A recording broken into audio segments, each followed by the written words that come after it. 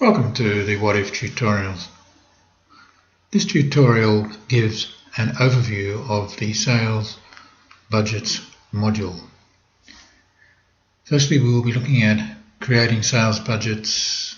Secondly, we'll be looking at the sales budget item analysis and reporting. And thirdly, we'll be looking at production budgets. By production budgets, we mean the materials purchasing requirements generated from a sales budget or generated from other individual item requirements, made item requirements. Okay, first of all, the sales budget. Click Sales Budgets, Create. Here we have 3 budgets. If we look at the budget parameters, you'll see that we have got a choice of phasing factors. So the budget can choose between different phasing factors.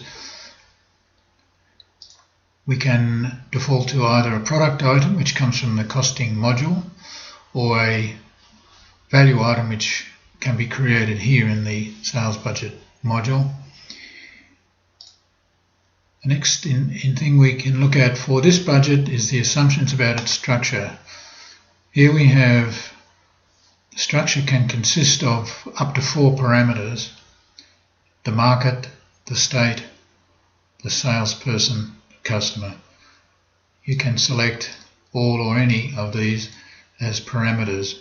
Once you selected these, what it's saying is that your budget will be primarily created by market, by state, or by salesperson, by customer, or whatever you generate here. Finally, the budget defaults to assumptions about price changes and cost changes by month.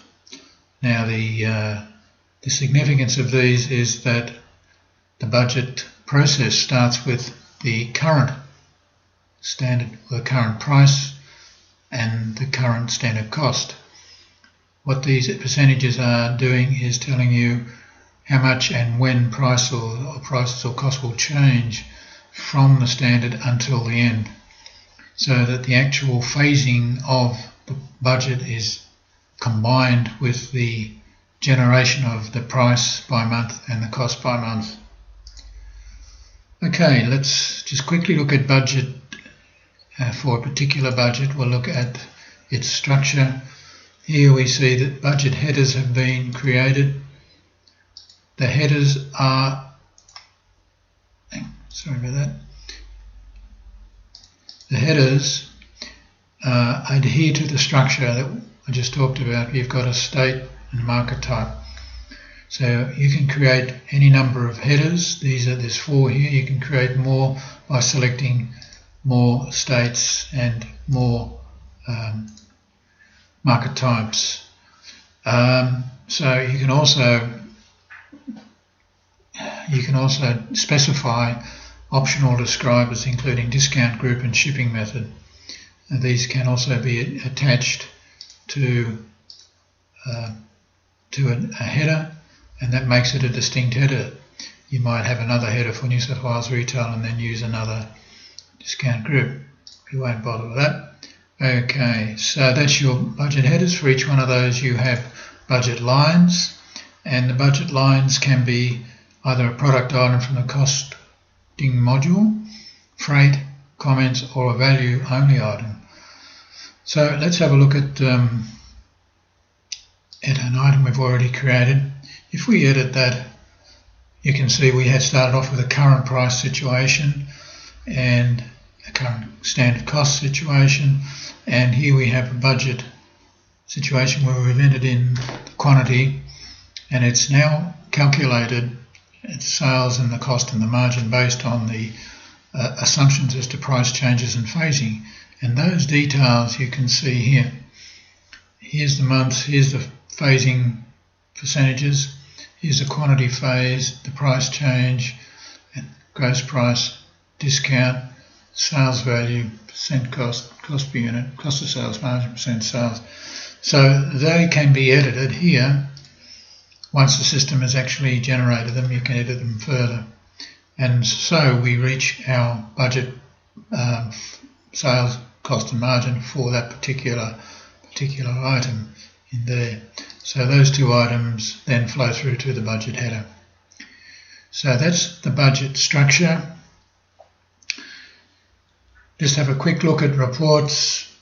For the budget header, you have selected reports, which means you can select various parameters here to focus on specific budget headers and performance. You then got several reports that you can produce for the selected headers. And I've got one down here you might want to consider. We've got phased headers. Here's the headers that we've put in for this particular budget, phased by month, showing month and the year-to-date quantity, sales, cost, margin and percent. As mentioned earlier, you don't have to show all of this stuff. You can select just the month or just the year-to-date and then just sales and margin or whatever you want to appear in this report. Okay, so that is the basic structure of the budget. Let me now just mention another analysis that you can do in the budget. Looking at the same budget, we now look at all of the items in the budget irrespective of their headers. In other words, we're now in here to have a look at the items in the budget overall, not just for each header as we did a minute ago. So here, once again, you have selection criteria, quite a few criteria that allows you to zero in on particular products. Once again, you've got reports, and the main sets of reports here are phased budgets, and there's a whole swag of them there. We'll just have a look at one, which was item. So this particular budget report looks at the item code in total, each item code, whereas previously the report was focused on the header, the budget headers. So there's like a two-dimensional thing with the budgeting. You're looking on the one hand at budget headers consisting of markets, salespersons, etc., whereas here you're looking at products essentially. So that really is what the analysis is about. Finally, now I just go through production budgets. Now, production budgets are designed to generate purchase material requirements and labour machine requirements.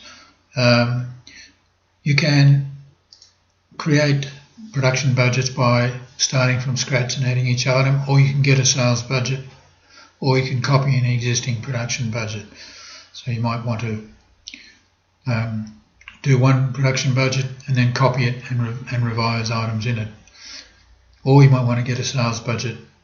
So that's how you can create a budget. We'll go to an existing one that's got products in it.